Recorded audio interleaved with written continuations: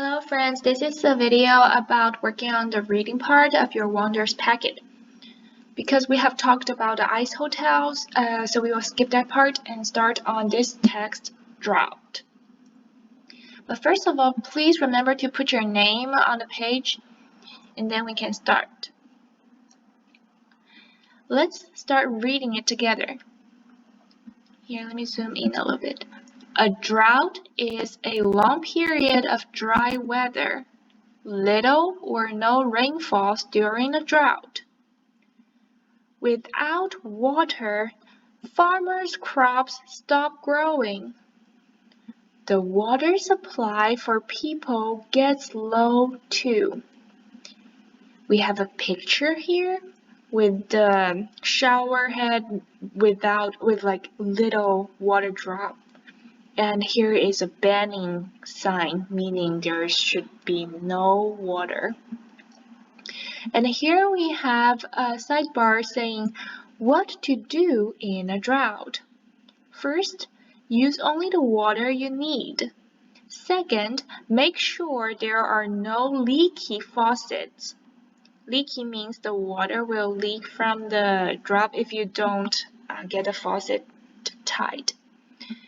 Third, take shorter showers. To shorten the time of showering, you can save more water.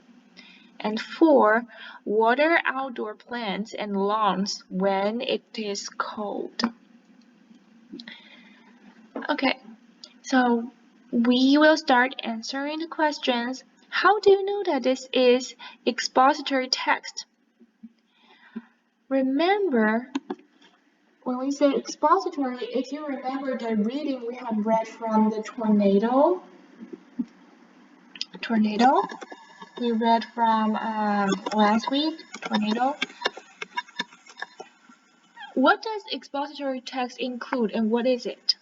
Think for a minute.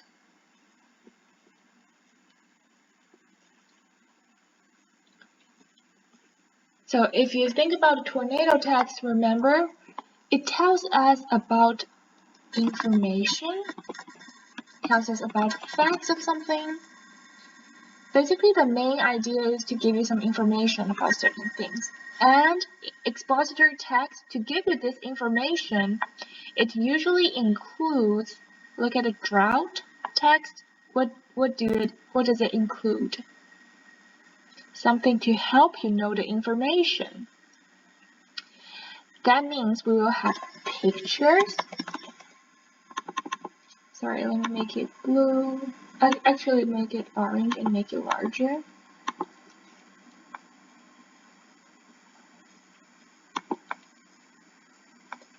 It will have pictures, and what else will it have?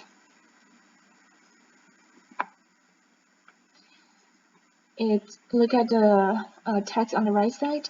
It has, we call it sidebar. Sometimes we may have bar graphs, which we will cover next week. And sometimes it has, remember, sometimes with the picture, it will have little words explaining the picture. We call it caption. Okay. So that tells us about the, let's put it here, expository text features. But from this text, how do we know this is an expository text? What does it have? We will put it, oh sorry, let me change it to a larger font. Okay, so we will say it has, what does it have? The tools that help us. It has pictures and a sidebar. Right, it has a sign. And it tells us what information. It tells us about the information about drought. Awesome, using the title. It tells us about different information about drought, like what does it look like, or what does it feel like? How can we survive in a drought? Right? Okay, so let's make it a little bit smaller. The next question, why are the words drought and water supply in bold print? And if you look at here, a drought, the water supply, why do we bold things? When we bold things, like we will directly see the words, right? And we want to attract people's attention. But why? Why we want the readers to see them at the first time? Because they are very important keywords in the text. Because these two words basically tell us the main content, the main idea of the text. Okay. And the last question, what can you learn from the sidebar?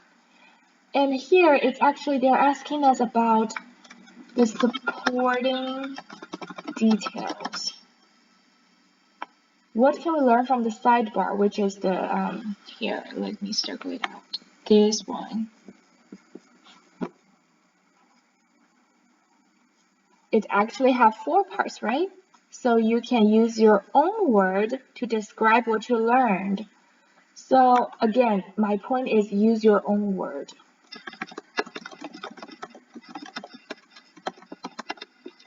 Because I know many of my friends are good at reading it, but not actually comprehending or understanding it.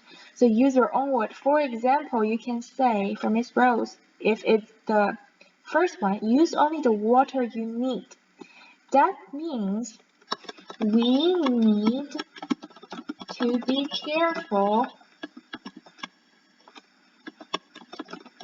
about using water. Use it only when it is necessary. For this page, we just need to find out all the antonyms in each sentence. We circle them and put the words on the lines. So let's read together. And before we start, the meaning of antonyms is that, please read with me, antonyms are words that have opposite meanings. And one common example that many of you remembered and you guys told me in the class, they are cold versus hot. They are antonyms.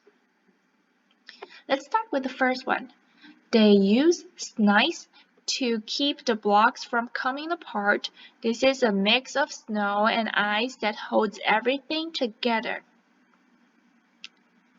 So here we have 2 sentences, and I guess the antonyms come from one. Each is from one sentence.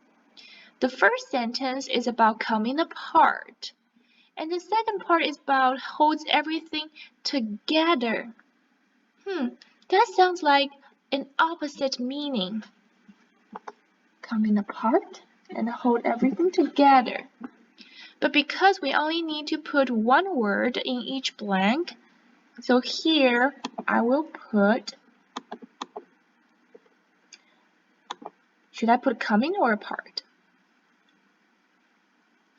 It should be apart. And let me make it larger, orange. And the next, the opposite of apart is together. Yes. So that's for number 1, and let's try number 2 together. It says, the workers finished the outside walls. Then they moved to the inside. Did you find anything? I spot. Again, there are 2 sentences, one from each sentence. Outside and inside. They actually look very similar, but with different prefix. Outside, inside, out and in. So I put outside and inside. And you will finish number 3 and 4 by yourself.